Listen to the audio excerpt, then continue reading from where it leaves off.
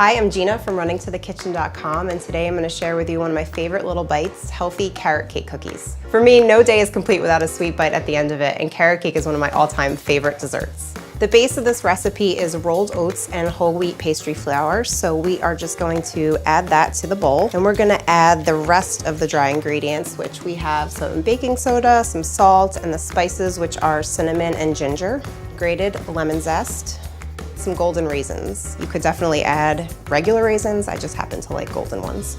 Some grated carrots, and we're gonna end with some chopped walnuts.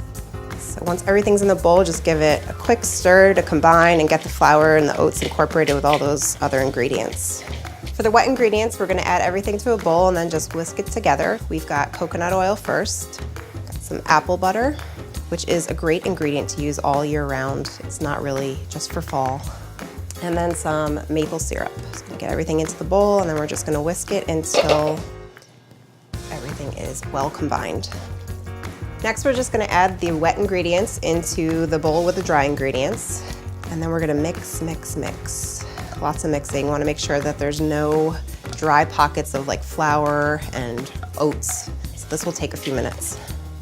Once you can't see any of the flour or the rolled oats, you pretty much know that you're good to go.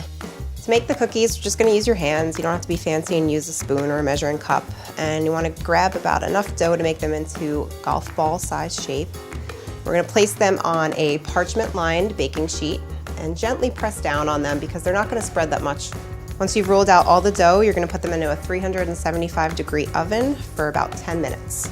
To make the frosting, we're gonna combine the creamy almond butter, and it's kind of important that it's creamy in this case because the chunky kind is not going to mix well, with cream cheese. We're actually using vegan cream cheese in this case to keep the recipe vegan, but you can totally use regular cream cheese.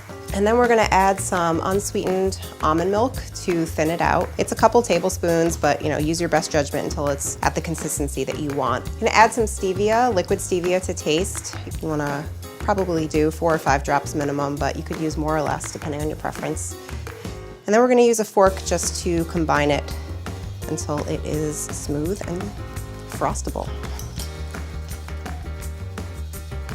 Once the cookies are out of the oven and they've had a chance to cool and your frosting is all ready to go, you're just going to spoon it on, drizzle it on, dip them in the frosting, whatever you want. So that's it. These cookies are super simple to whip up.